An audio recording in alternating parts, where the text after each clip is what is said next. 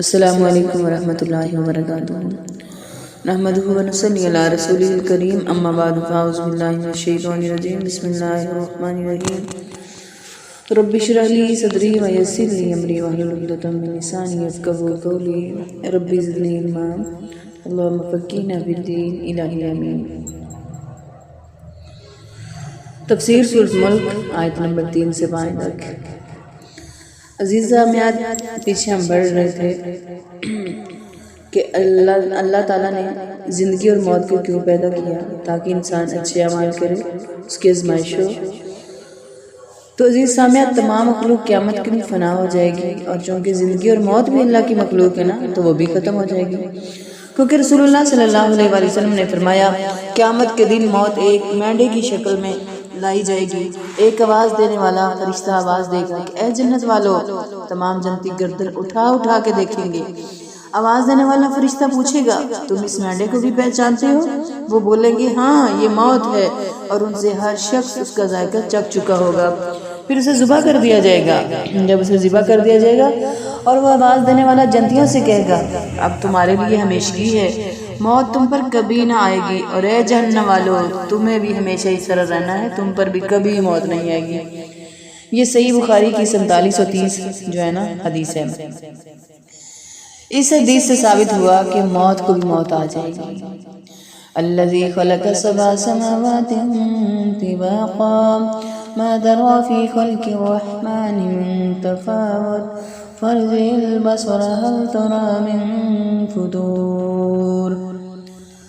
وہ جس نے ایک دوسرے کے اوپر 7 آسمان بنائے، اے بندے تو رحمان کے بنائے میں کوئی فرق نہیں دیکھے گا، بس تو نگاہ اٹھا کر دیکھ، کیا تجھے کوئی رکھنا نظر آتا ہے؟ پھر دوبارہ نظر اٹھا کے دیکھ، نگاہ تیری طرف نکارہ ہو کر تھکی ماندی پلٹ آئے گی۔ اس آیت سے یہ ثابت ہوا کہ اللہ تعالیٰ نے 7 آسمان بنائے ہیں۔ اللہ نے 7 آسمان بنائے، لیکن یہ آسمان بالکل ایک دوسرے کے اوپر نہیں ہے، بلکہ اس کے مابین فاصلہ ہے، اور حدیث کے مطابق ہر آسمان کا فاصلہ دوسرے آسمان سے 500 کی مساوت کے برابر ہے۔ پھر فرمایا کہ اللہ کی تخلیق میں کوئی ہے بے ترتیبی نہیں ہے، نہ نقص ہے، نہ کوئی عیب ہے۔ فرمایا ثم ارجع البصر کرتين ينقلب إليك البصر خاسئا وهو حسير۔ پھر دوبارہ نگاہ اٹھا کر دیکھ، بار بار دیکھ، نگاہ تیری طرف نکارہ ہو کر تھکی ماندی پلٹ آئے گی۔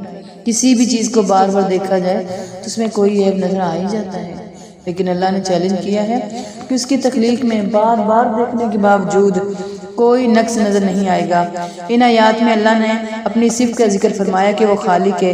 ھذا خلق اللہ فارونی ماذا خلق الذین من دونی، تو اللہ کا بنایا ہوا ہے، مجھے وہ دکھاؤ جو اس کے سوا اوروں نے بنایا ہے۔ حقیقی خالق اللہ تعالیٰ ہی ہے، اس پر ایمان لانا بھی ضروری ہے۔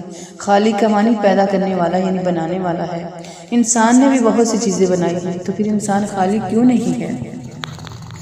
یہ سوال ہے۔ جو چیز انسان نے بنائی ہے وہ بنانے کے باوجود بھی خالق نہیں ہے، کیونکہ جو چیزیں اللہ نے بنائی ہیں وہ بغیر کسی نمونے کے، بغیر کسی کی مدد کے بنائی ہیں، اور ان کو عدم سے وجود بخشا ہے۔ لیکن انسان نے جو چیزیں بنائی ہیں وہ اللہ تعالیٰ کی بنائی ہیں، کردہ چیزوں کو ملا کر ہی بنایا ہے۔ مثلا اللہ نے آسمان کو بنایا تو خود ہی بنایا، ان کا کوئی ماڈل نہیں بنایا، بغیر سیمپل اور مثال کے بنایا۔ لیکن اگر انسان کوئی گاڑی بناتا ہے تو اللہ کی پیدا کردہ چیزوں کو ملا کر ہی بناتا ہے۔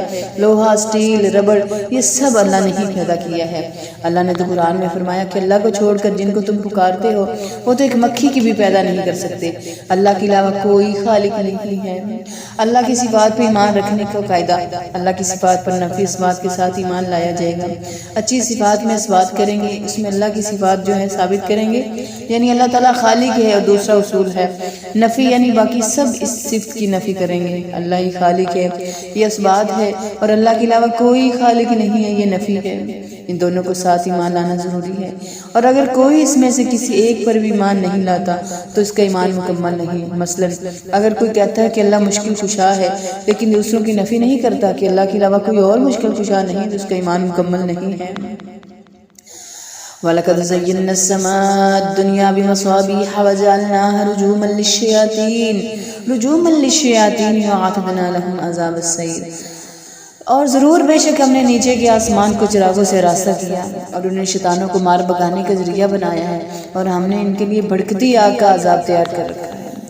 ستاروں کو تخلیق کے 4 فائدے ہیں۔ ستاروں کی تخلیق کے 4 فائدے ہیں۔ نمبر 1 زینت کا ذریعہ، نمبر 2 روشنی کا ذریعہ، نمبر 3 شیطانوں کو مارنے کا آلہ ہے، نمبر 4 راستہ معلوم کرنے کے لیے ہے۔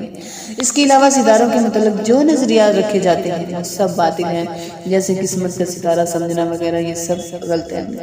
راوی فرماتے ہیں کہ حدیبیہ میں رسول اللہ صلی اللہ علیہ وآلہ وسلم نے ہمیں صبح کی نماز پڑھائی۔ اس وقت رات کی بارش کا اثر باقی تھا۔ نماز سے فارغ ہو کر آپ صلی اللہ علیہ وسلم نے لوگوں کی طرف متوجہ ہو کے فرمایا، کیا تم جانتے ہو کہ تمہارے رب نے کیا فرمایا ہے؟ صحابہ کرام نے عرض کیا، اللہ اور اس کا رسول ہی بہتر جانتے ہیں۔ آپ صلی اللہ علیہ وآلہ وسلم نے فرمایا کہ اللہ نے فرمایا کہ میرے بعض بندے صبح ایمان پر اور بعض جو ہے کفر پر ہوتے ہیں، یعنی صبح ایمان پہ ہوتے ہیں اور بعض جو ہے نا کفر پہ ہوتے ہیں۔ جس نے کہا کہ ہم پر اللہ کے فضل اور اس کی رحمت سے بارش ہوتی ہے تو یہ مجھ پہ ایمان لانے والے ہیں اور ستاروں کا انکار کرنے والے ہیں، اور جس نے کہا کہ فلاں فلاں ستارے کی وجہ سے ہم پر بارش ہوتی ہے تو وہ میرا انکار کرنے والے ہیں اور ستارے پر ایمان لانے والے، یعنی وہ ستارے پہ ایمان لانے والے ہیں۔ یہ صحیح مسلم کی 231 حدیث ہے۔ اللہ تعالیٰ سے دعا ہے کہ اللہ تعالیٰ ہمیں قرآن و حدیث پہ صحیح معنوں میں عمل کرنے کی توفیق عطا فرمائے۔ قرآن ہمارا اوڑھنا بچھونا بنا دے۔ آمین ثم آمین یا رب العالمین۔